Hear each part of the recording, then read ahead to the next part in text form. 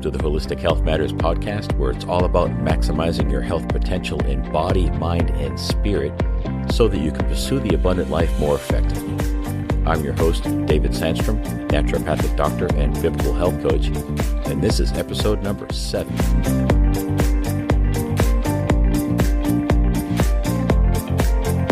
This episode is the second part of a 2-part masterclass on sleep. If you haven't already listened to part 1, I suggest you go back and listen to episode 6 now.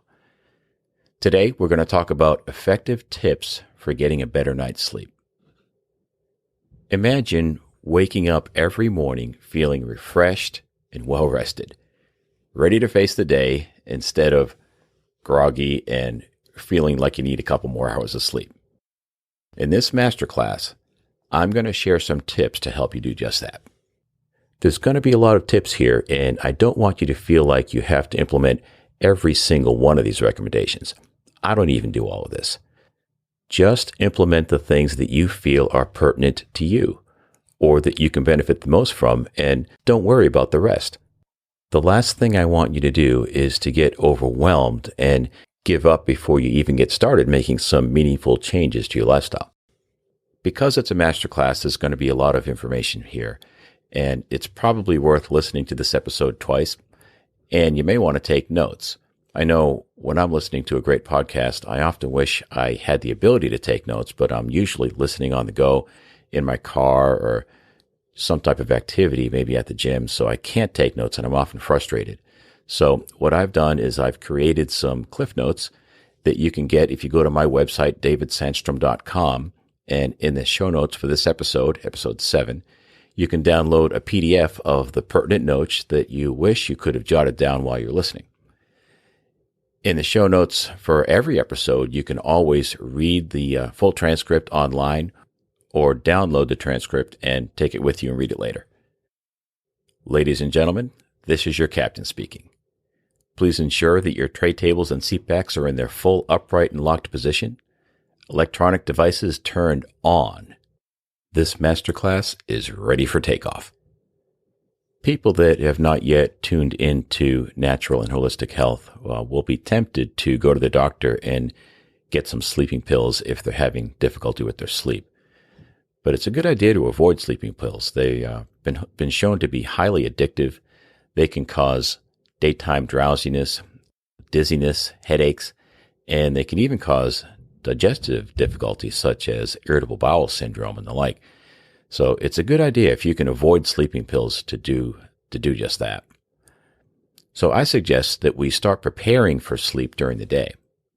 One of the ways we can do that is to reduce our alcohol consumption, especially in the evening. Alcohol may help us fall asleep, but it interferes with our ability to stay asleep, and it will disrupt our sleep later in the night. So it's a good idea to limit alcohol consumption or avoid it altogether if you can, if you're having trouble sleeping. And if you are going to consume a beer or a glass of wine, do it earlier in the day as opposed to before you go to bed. Another fairly obvious tip is avoid caffeine after noontime. If you need a cup of coffee in the morning, go ahead.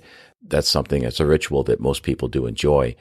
But I suggest that you don't have any caffeine consumption after noontime if you're having difficulty sleeping.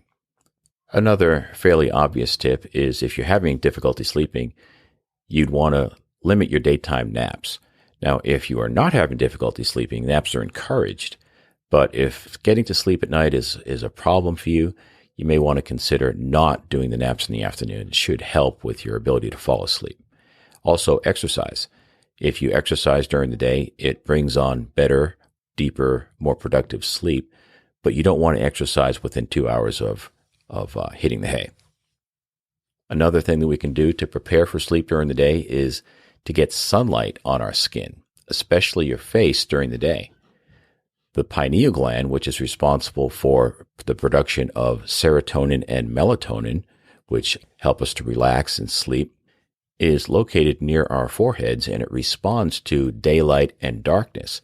So we want to stimulate the pineal gland with sunlight during the day and then let it respond to the darkness at night and help pump out serotonin and melatonin, preparing us for sleep. So one of the ways that we can help prepare for sleep during the day is to get outside and get some sunlight on our skin, especially our face. Another thing we can do to prepare for our bedtime rest is to avoid eating within 3 hours of bedtime. Eating that close to bedtime can sometimes interfere with our ability to relax and experience peaceful sleep, especially if we're consuming foods that we have food sensitivity to. So I'm going to be talking a little bit about food sensitivities later. Another thing we can do to prepare for sleep is avoid exercise within 2 hours of going to sleep. Exercise is actually a form of stress, good stress, but it will increase our cortisol levels, and high cortisol levels at night are not conducive to a good night's rest. Our cortisol goes through a rhythm. It spikes around 8 o'clock in the morning and stays very high between 8 a.m. and noontime, and that helps us get going in the morning. It helps wake us up and gives us alertness and motivation. But then after noontime, it starts to taper off, and our levels of cortisol especially start to decrease around 8 p.m., preparing us for sleep. So we have low cortisol in the evening and high cortisol, especially in the morning and the afternoon, and it goes through a cycle that will help our circadian rhythm stay in sync. So being aware of those activities, such as exercise, that will spike cortisol is a component of preparing or getting us ready for a good night's sleep. Another thing we can do to prepare for a good night's rest is to stay away from electronics in the evening. Electronics such as computer screens, phones, tablets, televisions have blue light that interferes with our production of melatonin. Again, the pineal gland responds to light and darkness, and we want to move towards darkness at night. So one of the ways we can do that is to stay away from the electronics in the evening after dinner. That's not possible for some people. What you can do if you need to use your computer or your cell phone is, if it has the capability, put it on night mode, and that will limit the amount of blue light that the screens emit, which will help with your sleepiness. Blue light is stimulating, and it helps to keep us awake. One of the things you can do is you can wear blue blocker glasses. Amber-colored glasses will filter out blue light and keep it from reaching your eyes, and that can help us with our sleep. There's a study I found published in the Journal of Psychiatric Research in 2018, and participants wore blue blocker or clear glasses for 2 hours before bedtime for 1 week. And here's what they found. Overall quality and soundness of sleep were significantly higher in amber versus clear lenses. So buying a pair of blue blocker glasses and wearing them 2 hours before bed could be very helpful, especially if you're having difficulty falling asleep. They're pretty inexpensive to buy. This is part of the low-hanging fruit. And I'll put a link in the show notes to a quality pair that I think you might find useful. Okay, moving on from the daytime preparation for sleep, now let's talk about turning our bedrooms into a sanctuary. You want your bedroom to be a peaceful place that is conducive for sleep. One of the first things we can do, and this is completely free, is remove the clutter. If your bedroom's a mess, your bureau or your nightstand is full of junk, clean it up. Get that stuff out of there, and it'll bring out a more restful state of mind if you remove the clutter. Since our bedrooms should be a sanctuary, I recommend not having a desk or an exercise machine in there. Make the bedroom a place where you sleep and have interaction with your spouse or other family members, but don't do work in there and don't exercise in there. If at all possible, find another place in the house for that, or go to the gym. Another thing, and I know this is difficult for some, is keep the TV off, or better yet, just take it out of your bedroom. Now, I know that's going to be difficult for some. If you just need to watch some TV before going to bed, I highly recommend not watching the evening news. Those news shows, those media outlets, they are experts in getting us wound up. When it comes to the news at night, just say no. Get your news in the morning, and I recommend limiting your exposure to the news throughout the day. I like to limit my news consumption to 15 to max 30 minutes a day. I used to do a lot more, but I found it to be a very, very stressful practice. Another thing you can do to turn your bedroom into a sanctuary is bring in some indoor houseplants. They add beauty, and they also supply oxygen so they can increase the quality of the air that you're breathing at night. A couple of good plants for indoor use are peace lily, also philodendron, and any type of fern, good houseplants. Another thing we can do to turn our bedroom into a sanctuary that's more conducive for sleep is turn the thermostat down a little bit. Studies have shown that a temperature around 70 degrees is probably ideal for most people for sleep. Our core body temperature needs to drop upwards of a couple of degrees at night in order for restful sleep to take place. So if our bodies are struggling to cool down, that can make it quite difficult to enjoy productive sleep. Another thing you can do along the lines of creating a sanctuary is have some soft music available, dim the lights, and the ideal light for the bedroom in the evening would be candlelight. Another thing you can do is set up your room for complete darkness. Ideally, you don't want to be able to see your hand when you put it right in front of your face. Now, this is a big deal. Don't underestimate this. Again, our bodies are designed to be awake and alert during the daylight hours and drowsy and sleepy at night when it's dark out. Remember, in order to maximize our health potential, we need to align our lives more closely with God's ideal design for spirit, mind, and body. Here we have an obvious indicator as to what at least part of that design is. Awake during the daylight hours and sleeping at night in the darkness. As an airline pilot for the last 30 plus years, I've learned a thing or two about how to get good rest in a hotel room. And a lot of times hotel rooms are very bright. They'll have light coming in from the hallway underneath the door. So one of the things I'll do is I'll take a bath towel, roll it up, and stick it on the gap between the door and the carpet. And that helps to darken the room a great deal. And I also carry a roll of black electrical tape with me to cover up lights from the television or especially the smoke detectors. Sometimes they can have some pretty bright strobe-like lights on them, and it's very irritating when you're trying to sleep. Another source of light in hotel rooms is either street lights or daylight coming in through gaps in the curtains. So I carry some clips with me, a clothesline clip or something like that, and I clip the curtains together to lessen the gaps. That can be quite useful as well. And I'll sometimes unplug the clock radio or at least throw a pillow over it to make it darker. The things we've talked about up to now are more or less free, but this recommendation is going to have a little bit of a price tag, but not too bad really, is buy some blackout curtains. I installed some blackout curtains in our bedroom from that I've got on Amazon from a company called Nicetown, and they're very good quality and super effective at blocking out the light, especially even bright daylight. You have to install them with a curved curtain rod because if you put it on a standard curtain rod, there's going to be a gap there between the curtain and the wall. I installed these curved curtain rods that take the blackout curtain and wrap it around, and it almost touches the wall, and they're very, very effective and surprisingly inexpensive. Again, I'll put some links in the show notes to both of those items. They're a worthwhile investment for sure.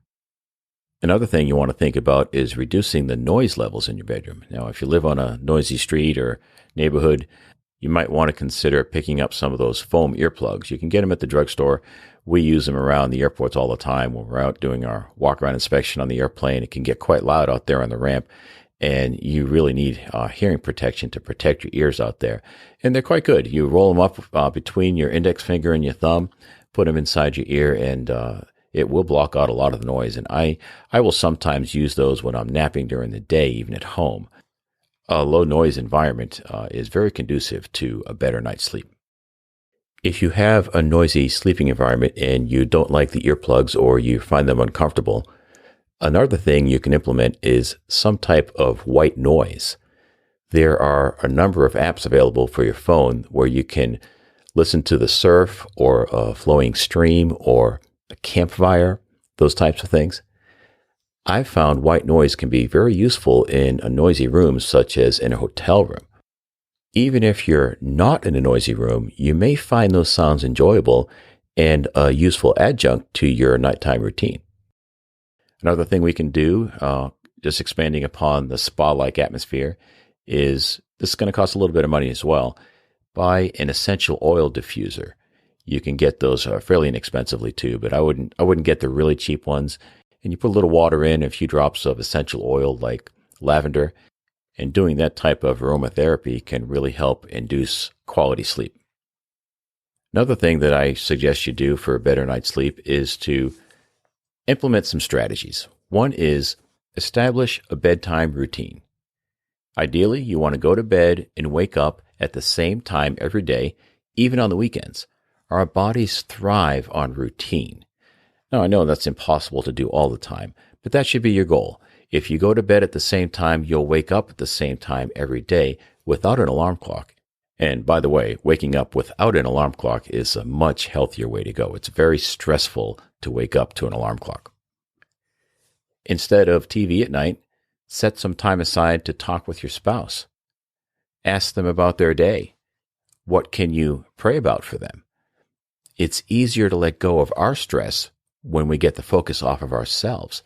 And relational connectedness is very health producing. And it also will help us to shift gears if we have a routine. We set some time aside each evening to talk with one another. It's something that's healthy to do all the time, but it can also help us establish a good routine and put us in a better frame of mind for falling asleep. Another thing we can do with our bedtime routine to help us shift gears is to read. Of course, I would recommend reading the Bible. It's one of the best things you can read. But if you enjoy novels or something relaxing, is a great idea to help bring on more restful sleep.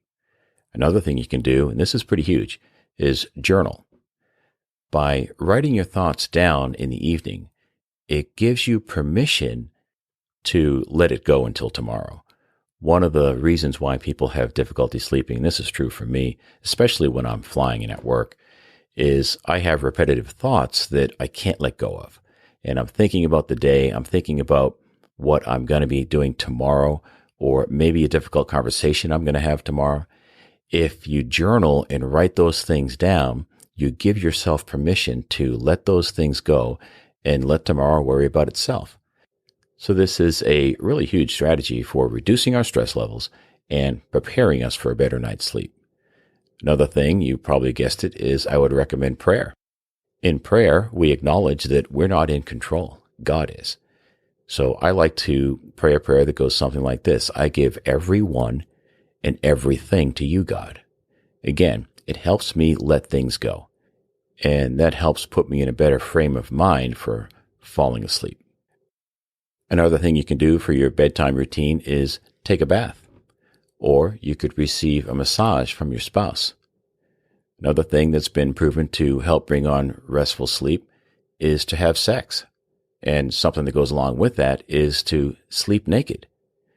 Couples that sleep in the raw have been shown to have higher levels of oxytocin in their systems, which is a love hormone, which will also help bring on a more restful, peaceful, relaxed state of mind.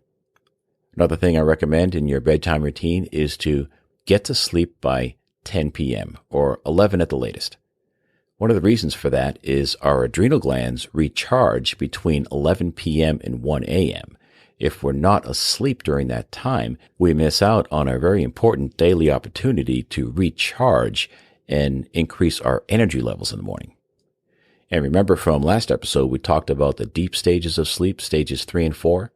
Well, those stages are longer before midnight. That's one of the best reasons for getting to sleep earlier is that you get more productive deep sleep. Our deep sleep cycles start out longer and get shorter as the night progresses. So that's a really good reason to get between the sheets before 10 or 11. Another thing you can do is do some deep breathing. You can inhale through your nose slowly and exhale through your mouth. The exhale should be shorter than the inhale. And this stimulates the parasympathetic nervous system, which is our rest and digest side to the autonomic nervous system. Deep breathing is especially effective if you combine it with progressive muscle relaxation, or PMR. Progressive muscle relaxation will help us let go of physical tension and has been demonstrated to greatly reduce sleep latency. In other words, reduce the time it takes to fall asleep.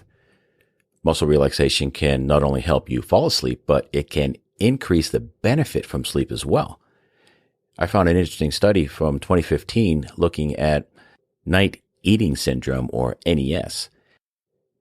In the study, they divided people into 3 groups. One group got education only, another third got progressive muscle relaxation, and the last third got progressive muscle relaxation, or PMR, plus exercise. What the researchers found was that all of the participants reduced their night eating, but they also experienced a reduction in depression, anxiety, and perceived stress. Everyone knows that lowering our anxiety and stress levels will bring on better sleep. Here's the more significant part of this study. The group that had the most reduction in stress was the group that did progressive muscle relaxation only.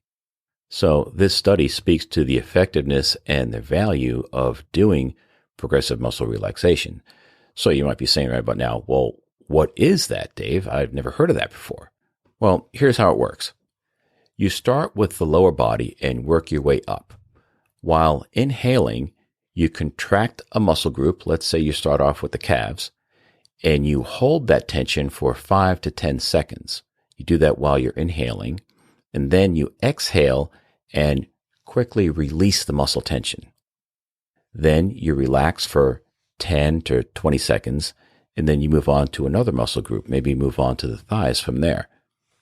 When you're releasing the tension, you focus on the physical changes you feel, and you gradually work your way up the body, contracting and relaxing muscle groups. You finish with the neck and head, and you can repeat if you want. Again, this technique has been demonstrated in the published medical literature to have dramatic effects and dramatic impacts on the quality of people's sleep. You can even take your progressive muscle relaxation to the next level by using mental visualization. Now, visualization is a gift from God. There is a strong mind-body connection associated with it as well. Visualization helped many Nazi concentration camp survivors make it out alive, so this is a powerful technique. To use visualization for stress reduction, you could use your mind's eye and imagine a full bathtub. The water represents the stress you're carrying. Now, open the drain and watch the water flow out.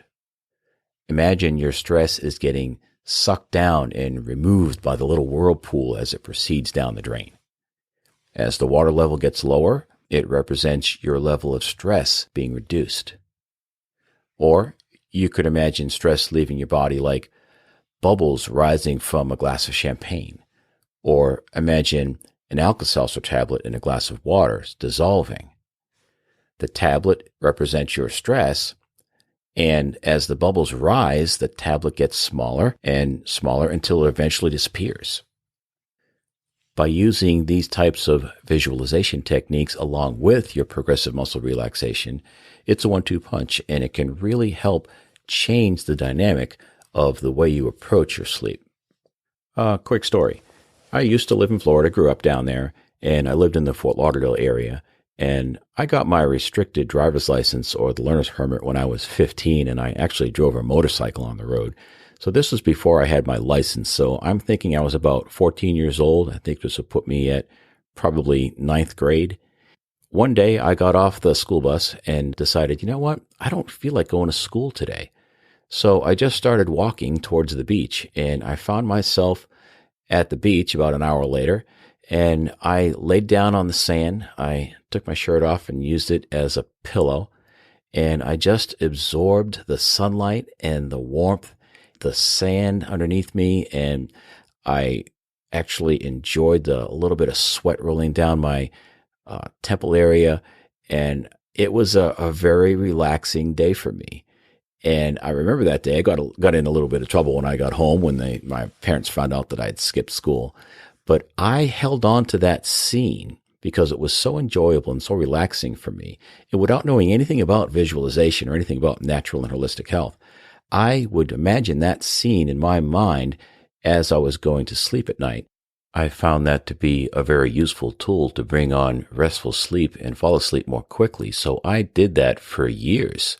And now, my wife will tell you, I don't have any trouble going to sleep now. Because I practiced that for many years, I almost don't even need the scene anymore. I can just close my eyes and go to sleep in an amazingly short period of time. My wife is amazed at how easily I can fall asleep. And I believe that that's probably one of the reasons why, because I use that tranquil scene in my mind for many years. So I encourage you to implement something like that in your nighttime routine. One last thing about progressive muscle relaxation. It not only helps you fall asleep, but it will help you tune into your body and help you to become more aware of the signals your body is giving you to let you know when you're being affected by stress. Have you ever been in a stressful situation and you realize, wow, my neck is super stiff right now? That's your body trying to communicate with you to say, hey, we're stressed.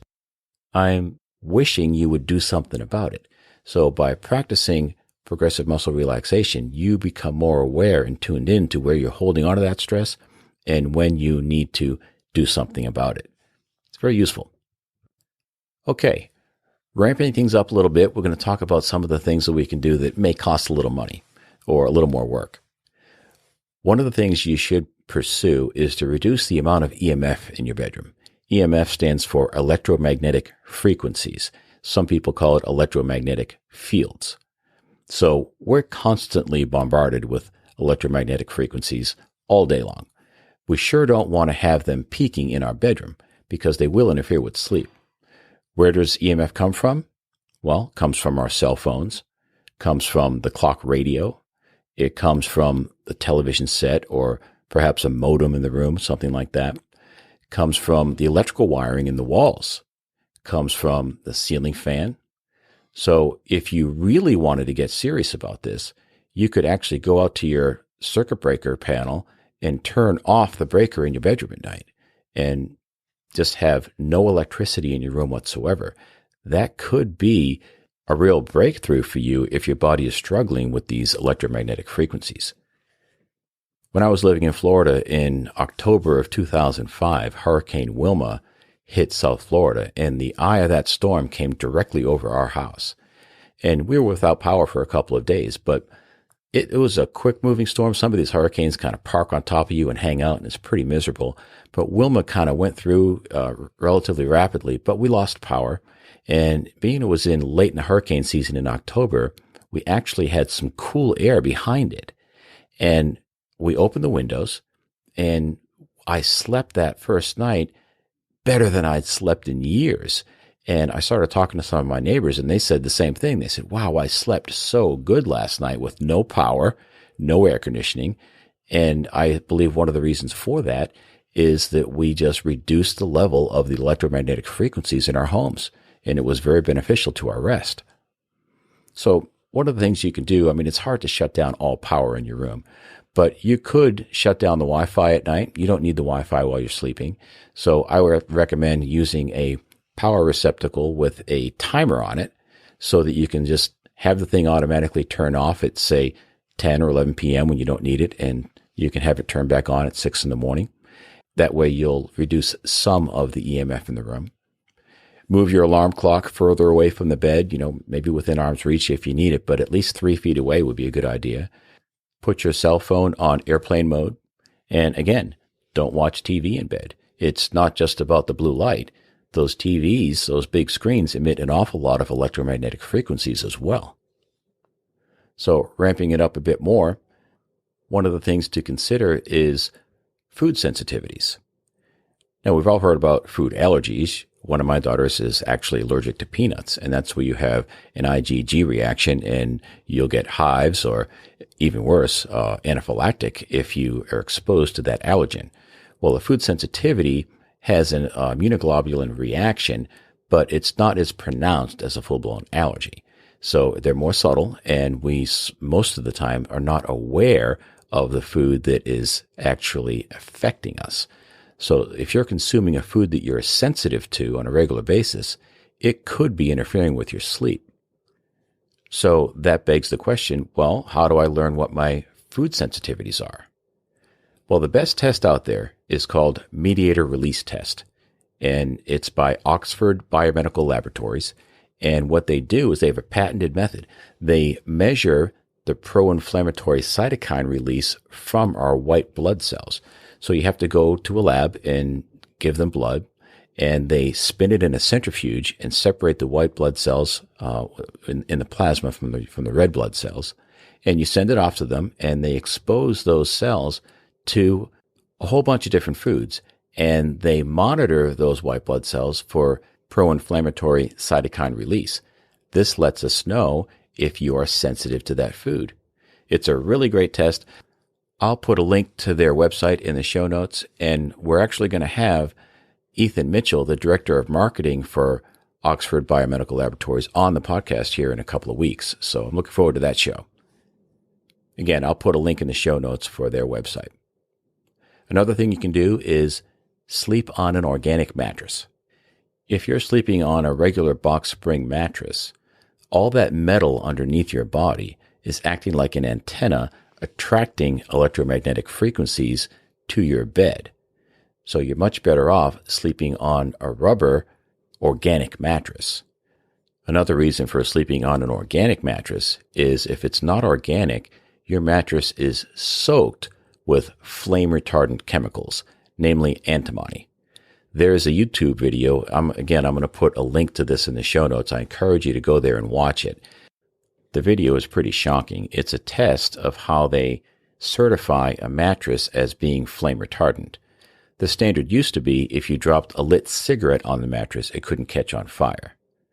Well, now it's about a 3-foot long blowtorch. And in this video, they turn this blowtorch on for a couple of minutes. And when the flame stops, the mattress just smokes a little bit and it's not on fire. It's crazy. I can't imagine the amount of chemicals that must be on that mattress to keep it from igniting. So reducing your chemical load is a great reason for sleeping on an organic mattress. Again, we spend a third of our lives in bed asleep. So you want to take this stuff seriously. Now, buying an organic rubber mattress is not cheap. A king-size mattress will probably cost you upwards of $3,000. But you can find some other alternatives that are natural, that meet the flame retardant standard. The way they do it with an organic mattress is the fabric is tightly knit wool, and that will not ignite very easily at all. So they can meet the flame retardant standard without the chemicals. That's a huge reason to be sleeping on an organic mattress. By the way, they're a lot more comfortable as well. I'm going to put a link in the show notes to a good source for organic mattresses. Another thing you can do is consider buying earthing mattress coverings. There's a reason why everyone enjoys a barefoot walk on the beach, especially by the water, because our bodies are designed to make contact with the earth. And when we do, we get grounded.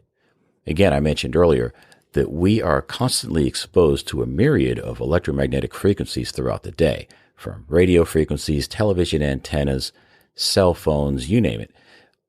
Our bodies need to detox from that EMF, and the way we do that is we ground with the earth. Well, this company called Earthing, they've developed a mattress cover that you can actually connect with a wire to the ground outlet in your house, or you can connect straight to a grounding rod installed outside the house. This is really a pretty little known but huge thing you can do to benefit sleep. When you sleep on a grounded bed, you sleep deeper, more soundly. One of the things that they've proven with research is that you will help normalize your cortisol rhythm. Remember we talked about the cortisol rhythm earlier? Well, you don't want your cortisol high during the night. If you sleep on a grounded mattress, it helps to establish the rhythm of high cortisol in the morning, less in the afternoon, and much less in the evening. Just that one fact alone is worth considering some of these products. Also, it acts like a powerful dose of antioxidants when you're grounded. It's like taking a handful of antioxidant pills while you're sleeping. There are all kinds of health benefits to sleeping on a grounded mattress. I have one at my home. I have one that I travel with, and I put it on my bed at hotel rooms, and it helps me sleep. I get much more productive, better sleep when I'm sleeping grounded. Highly recommended. Again, I will put a link in the show notes to their website. You can check them out as well. Another thing to consider for a better night's sleep is our spiritual condition. I put fear in the category of nurturing the spirit. Fear plays a significant role in insomnia. And the Bible says in Proverbs chapter 3, verse 24, when you lie down, you will not be afraid. When you lie down, your sleep will be sweet. Now, in context, what this passage is talking about is embracing and being obedient to the Word of God, which will always reduce your stress levels. But here it says it's going to reduce your level of fear, and that will bring on better, more sweet sleep.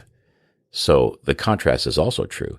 If we are afraid, if our fear is heightened, our sleep will not be sweet. So dealing with fear and anxiety is, for some people, an extremely important component of getting a good night's sleep. I've got a chapter in my book on this, and I've made it available as a free download, and I'm going to put that in the show notes as well. If you go to my website, davidsandstrom.com, for this episode, you'll be able to download a PDF version of that chapter. Another verse the Bible has to say about fear is 2 Timothy 1:7. For God has not given you a spirit of fear, but of power, love, and a sound mind. There's a lot to say on fear. We don't have time in this episode to really treat the subject for what it deserves. We're going to have some more episodes on this in the future. But for now, I recommend downloading that free chapter and reading it. It's worth reading, and it could be the ingredient for a better night's sleep for you. One of the last things I want to say about strategies is if you're a snorer, you may be experiencing sleep apnea and not even know it. Sleep apnea, as most know, is a lack of oxygen while you're sleeping. When your muscles relax, your throat tends to close up, your tongue falls back in your mouth a little bit, and you snore. And your breathing can be obstructed to the point where you're limiting your oxygen intake, and it wakes you up at night. Now, if you suspect that you have sleep apnea, it's best to get that treated by a medical doctor. But if you just have an issue with snoring, I recommend a product that's a tongue sleeve. I use this myself, and I used to snore quite a bit, but this thing virtually eliminated my snoring. What it is it looks a little bit like a pacifier, and you squeeze it, you stick your tongue inside and let go, and it creates a little bit of a suction, and it pulls your tongue forward and keeps it from falling back in your throat and prevents you from snoring. You can test this out right now. Just stick your tongue out and try to make the snoring sound with your nose. It's really difficult to do when your tongue is forward. And this thing really works. Just a word of caution, if you try it for a night or two, you might not like it because it does take a little getting used to. One of the things that helps me, makes my lips make a seal on this thing, is I make sure I put some lip balm, of course, natural and organic, on my lips, and it helps make the seal that is required for the device to work properly. Again, this may take a little getting used to. If you pick one up, I recommend that you give it at least a couple of weeks before you determine if it's right for you. It's very useful. Again, a highly recommended device. I'll put a link in the show notes to that product as well. Well, one more thing I'd like to talk about, and I know a lot of you have been waiting for this, and that is the supplements we can take for a better night's sleep. We already talked about getting off the sleeping pills. We don't want to go there. So forget sleeping pills. That's not the answer. Another thing that's quite popular these days, but is better avoided, in my opinion, is melatonin. Melatonin, I'm surprised that you can buy it without a prescription because it's a hormone. And like any hormone, when you take it artificially, the body has ways of measuring how much of that hormone is going around the system. And if you have plenty of it, the body says, oh, we need to reduce our production of that particular hormone, and it will. Well, once you do that, you have a hard time getting off of that supplementation because your production is reduced. So it messes up the normal rhythm and cycle to your melatonin production by taking it artificially. That's not to say you couldn't take it once in a while when you're traveling internationally or that kind of thing. It's not a bad idea. But you don't want to take melatonin on a regular basis. Take it judiciously. My favorite product for a good sleep is a product called Rescue Sleep. And it's a homeopathic. You can get it at Whole Foods or almost any health food store. It's very common. What it does is the mechanism of action is it helps you let go of those racing thoughts. And if that's your struggle with sleep, then Rescue Sleep is going to help you a great deal. And because it's homeopathic, it is non-toxic. You can give it to a child, even a baby, and there are no side effects. And it's a great product. I always keep a bottle on hand. I frequently use it when I'm traveling because after flying all day, it's sometimes difficult for me to let go of the day's activity and what took place in the airplane. So I use Rescue Sleep now and then when I need it. It's a great product. I'll put a link in the show notes for Rescue Sleep as well. Another product worth considering is the essential oil lavender. I like to take, now you can't use essential oils 100%. They have to be diluted in something. Maybe it's olive oil, maybe it's coconut oil. But find a good product, find a good supplier, and you can put a couple of drops on the palms of your hand, rub them together, and then cup your nose and your mouth and breathe deeply. That is a good way to get the essential oil into your system. You can also put a couple drops on your feet and rub it in. That'll get the lavender into your system very quickly, and lavender helps with the relaxation and will help bring on better sleep. It's a great combination with Rescue Sleep, actually. Most of the time, all I need is Rescue Sleep when I need something, but lavender is a good product as well. Another supplement that can help with sleep is magnesium. Magnesium is used for countless bodily processes, and if you're low in magnesium, you could have difficulty relaxing and falling asleep. So that's a supplement worth considering. I would take it in the evening if you're going to try it. Another one is 5-HTP. 5-HTP is 5-hydroxytryptophan. Now, you can't just take tryptophan and expect it to work because it won't be absorbed by the body very efficiently. But the form 5-hydroxytryptophan is far more bioavailable. So if you are having difficulty falling asleep, I would recommend taking 5-HTP maybe 20 to 30 minutes before bedtime. And what it does is it helps the body increase serotonin output, which then is converted into melatonin, which is beneficial for sleep. So if you think you might be having trouble with a hormonal disruption or a neurotransmitter issue, 5-HTP is a product worth considering. Another product would be valerian root. My favorite brand of valerian root is made by a company called Nutramedix, and they call their product Amentia. And their products have a proprietary enhancement process, so it's not just a normal valerian root.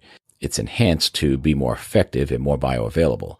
And the same is true with chamomile. Nutramedix has a chamomile product called Babuna, and they're both used for sleep and very, very effective. And Nutramedix has one more product that I would recommend for sleep, and it's melatonin, believe it or not. The reason why I like the Nutramedix brand is that their products are so bioavailable that you need far less of that substance to make it effective. So a normal dose of melatonin that you might pick up at the health food store would be 3 milligrams. A dose of melatonin from Nutramedix products has like 1/2 of 1 milligram. So you're taking 1/6 the amount of melatonin as you would in a standard melatonin product. Again, I wouldn't even take that one on a regular basis. But if you're traveling internationally or you're having real difficulty with sleep, this is a good product. This is a good melatonin product. And if you're really having difficulty sleeping, if you have neurotransmitter issues or something along those lines, you can take all three of these products together. That would be Nutramedix Amentia, Babuna, and melatonin. I consider these products the big guns. These are only if the techniques and the routines that we've been talking about on the show here haven't worked up to that point, then I would consider something like this. Here's a final thought to consider. If you've implemented everything on this show and you're still having difficulty getting to sleep, it's time to see a functional medicine practitioner because you could have a hidden underlying infection. If our bodies are fighting a fungal, bacterial, or parasitic infection of some kind, your immune system gets jacked up 24/7. As a result, we'll end up with high cortisol in the evening, and that will interfere with sleep. So if you've done everything here and you're still having difficulty with sleep, that's something to investigate. And you'll need the help of a functional medicine practitioner. because you're going to have to do some lab work. Well, I told you we had a lot to cover today. This was a real masterclass. I appreciate you hanging in there with me. Again, go to my website, davidsandstrom.com. You can download the masterclass summary notes that I put together. You can also read the full transcript or download the transcript if you wish. And if you want to get in touch with me, you can also leave a comment there. As always, thank you for listening. I'll talk with you next week, and be blessed.